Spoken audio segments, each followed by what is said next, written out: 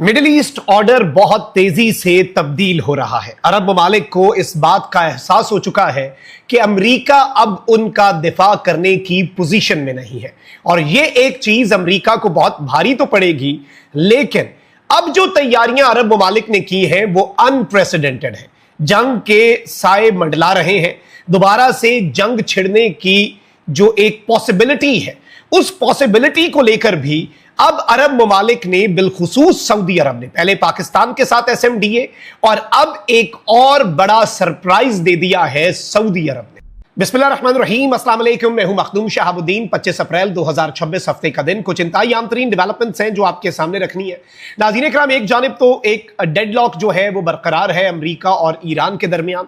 Iran ने बराह रास्त America के साथ बैठने से इनकार कर दिया, लेकिन पाकिस्तान का दौरा करके ये बात अब्बास इराक़ची ने वाज़ेह कर दी कि ईरान के लिए अभी भी काबिल कबूल फरीक जो है वो सिर्फ और सिर्फ इस्लामी जमहूरिया पाकिस्तान है। और इस सब के अंदर अब जो पाकिस्तान का रोल है वो और ज्यादा बढ़ गया है, क्योंकि इस वक्त टेंशन्स बहुत ज्यादा है। इस वक्त सूरत हाल तशवीशनाक है। सीज फायर तो मौजूद है, लेकिन ईरान ने खैर अब 10 नुकात का अपना एजेंडा, अपना प्रपोजल जो है वो दे दिया है। और ट्रंप का मुतालबा था कि ये यूनिफाइड प्रपोजल हो, यानी कि इस पे ईरान के दोनों साइड्स के जो फरीक हैं वो राजी हों। तो अब इस यूनिफाइड प्रपोजल के हवाले से भी चीजें सामने आएंगी, लेकिन जंग के हवाले से अल्टरनेट जो है उसका सोचना बहुत जरूरी है। खैर नाज़रीन इकराम, ये याद रखिएगा कि हज सीजन जो है उसका भी आगाज होने जा रहा है। ईरान ने भी अपना फ्लाइट ऑपरेशन शुरू कर दिया है। सऊदी अरब जो है उसने भी तैयारियां अपनी जोरों शोर से जारी रखी हुई हैं। इस वक्त कुछ चीजें हैं जिन्हें समझ लेते हैं और सऊदी अरब किस तरह से अल्टरनेट्स की तरफ जा रहा है। और एरा ऑफ डिपेंडेंसी जो है, जो शहजादा फैसल बिन फरहान सऊदी अरब के वजीर खारजा ने कहा कि वो दौर अब खत्म हो गया जब हम सिर्फ एक फरीक पे डिपेंड करते थे, यानी अमेरिका पे अब सऊदी अरब डिपेंड नहीं करेगा। मैंने पहले भी कहा था कि सऊदीया और दीगर अरब ममालिक अल्टरनेट्स की तरफ जाएंगे और यही वो नुक्ता आगाज होगा अमेरिका के मिडिल ईस्ट से निकलने का। और ईरान भी शायद यही चाहता हो at the end of the day कि अमेरिका का मिडिल ईस्ट में असर रसूख ना हो। ये सारी चीजें डिस्कस करते हैं, लेकिन उससे पहले अगर अभी तक आपने इस वीडियो को लाइक नहीं किया, लाइक जरूर कर दें। कमेंट सेक्शन में राय का इजहार भी कीजिएगा। नाज़रीन इकराम, इस वक्त सिचुएशन को ये आपने समझना है कि पहले तो अमेरिका जो है उसके बेसिस सिक्योरिटी की जमानत समझे जाते थे। अब मिडिल ईस्टर्न कंट्रीज को पता लग गया ये अपना दिफा नहीं कर सकते, ये हमारा दिफा क्या खाक करेंगे। And on the other hand, अगर हम इस सिनेरियो को समझें तो सऊदी अरब ने पिछले साल कतर पर इजरायली स्ट्राइक्स के बाद पाकिस्तान के साथ एसएमडीए किया। इस जंग के खात्मे के बाद जब ईरान और अमेरिका का मुज़ाकरात का पहला दौर हुआ तो सऊदी अरब ने पाक सऊदी डिफेंस एग्रीमेंट के एक्टिवेट होने की बात कर दी। और इसके साथ ही साथ सऊदी अरब के प्रिंस अब्दुल अजीज एयर बेस ईस्टर्न सेक्टर जो है वहां पर पाकिस्तान एयरफोर्स के JF-17 थंडर तैयारे और फौजी जो है वो तैनात हुए। सऊदी अरब ने इकोनॉमिक पैकेज को भी एसएमडीए के साथ लिंक कर दिया और सऊदी अरब ने कहा कि पाकिस्तान की इकॉनमी हमारे जिम्मे और ये अब हम मिलकर जो है वो चीजों को लेकर चलेंगे। खैर, पाकिस्तान के साथ जो दिफाई मुआहदा, ये याद रखिएगा कि वो अटैक के लिए नहीं है, वो डिफेंस के लिए है।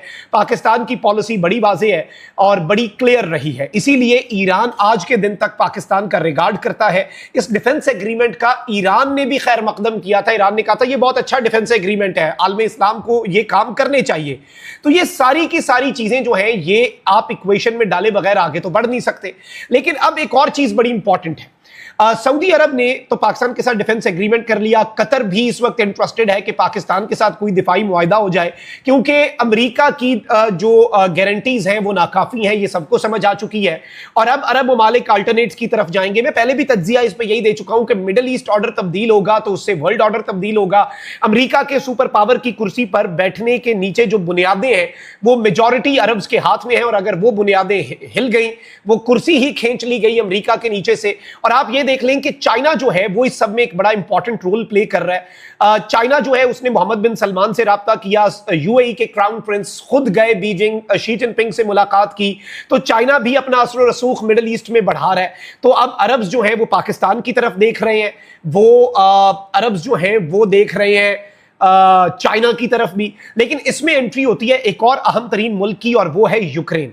देखिए ये जो मॉडर्न वॉरफेयर है ना, इसमें ड्रोन स्वार्म्स जो होते हैं वो बड़ा रोला डालते हैं, और यूक्रेन पिछले 3-4 साल से ये जंग लड़ रहा है रशिया के साथ। और यूक्रेन ने, ये याद रखिएगा कि ईरान ने अपने शाहिद ड्रोन्स जो हैं वो रशिया को बड़ी तादाद में प्रोवाइड किए थे, वो यूक्रेन के खिलाफ भी इस्तेमाल हुए। रशिया ने वो यूक्रेन के खिलाफ जंग में इस्तेमाल किए।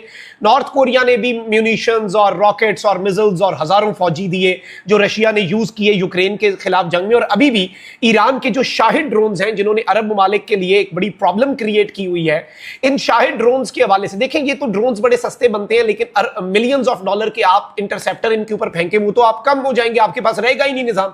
तो यूक्रेन जो है उसे 4 साल हो गए हैं, तो यूक्रेन ने कोई ना कोई तो मैकेनिज्म बनाया है, यूक्रेन ने कोई ना कोई जुगाड़ तो सोचा होगा, यूक्रेन ने कोई ना कोई तो अपनी स्ट्रैटेजी डिवाइस की होगी, और इसीलिए अब उन्हें भी आदत हो चुकी है इसी तरीके से चीजों को लेकर चलने की। तो अब यूक्रेन जो है वो क्या कर रहा है जी, यूक्रेन इसे एक अपॉर्चुनिटी के तौर पर देख रहा है, और व्लादिमीर ज़ेलेंस्की जो है वो सऊदी अरब गए हैं। सऊदी अरब जाते साथ यूक्रेन के सदर व्लादिमीर ज़ेलेंस्की ने मोहम्मद बिन सलमान से मुलाकात की है, और एनाडोलू न्यूज एजेंसी है तुर्की की, वो कहती है कि Zelensky says Ukraine and Saudi Arabia developing strategic security agreement. एक स्ट्रेटेजिक सिक्योरिटी एग्रीमेंट जो है वो सऊदी अरब अब यूक्रेन के साथ भी करने जा रहा है। फिर इसके साथ ही साथ ज़ेलेंस्की ने एक और स्टेटमेंट दे दी है जी, Ukraine signed drone deal with Saudi Arabia, Qatar and UAE.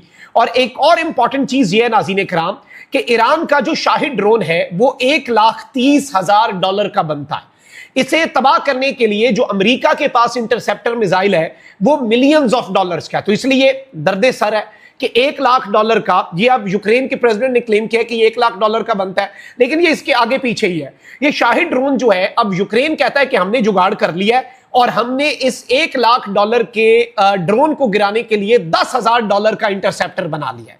तो इस इक्वेशन को चेंज करने के लिए अब अरब्स जो हैं वो यूक्रेन का रुख कर रहे हैं, यूक्रेन की तरफ बढ़ रहे हैं, यूक्रेन के साथ अपनी स्ट्रेटेजिक पार्टनरशिप भी बढ़ा रहे हैं। और देखिए अल्टरनेट्स की तरफ आप जाते हैं, आप ये करते हैं कि भाई आप मुख्तलिफ ऑप्शंस देखते हैं और मुख्तलिफ चीजें अपनी बास्केट में रखते हैं। हर मुल्क ऐसे करता है। Look at Pakistan, we have wonderful relationship with China, Russia, and फिर यूएसए के साथ भी, ईरान के साथ भी, अरब्स के साथ भी। तो यही एक स्ट्रैटेजी भी होती है, यही कामयाबी का राज भी होता है कि आप अपनी पॉलिसी को लेकर चलें। सेकेंडली, आई थिंक पाकिस्तान की एयरफोर्स का सऊदीया में मौजूद होना, ये तो एक मैसेज है उन लोगों के लिए भी जो फॉल्स फ्लैग कर सकते हैं, क्योंकि अब कोई फॉल्स फ्लैग नहीं कर पाएगा। यानी अब कोई इस तरह का मिसाइल सऊदीया की तरफ नहीं मार पाएगा जो ईरान ने ना मारा हो और कोई और मार दे कि सऊदीया और ईरान लड़ पड़े। अब उसकी पॉसिबिलिटी भी खत्म है, क्योंकि हम ये भी ना सिर्फ वो मिसाइल तबाह कर सकते हैं बल्कि हम जो है ये भी ट्रैक कर सकते हैं कि वो आया कहां से। फिर इसके साथ ही साथ ये जो यूक्रेन के साथ सऊदीया की डिफेंस, कहीं से भी सऊदीया के ऊपर हमला होता है तो सऊदीया यही पॉलिसी लेकर चल रहा है कि भाई हम इस सब के अंदर अपना निजाम जो है वो ठीक तरीके से आगे लेकर चलेंगे और अपने काम जो है वो जारी रखेंगे।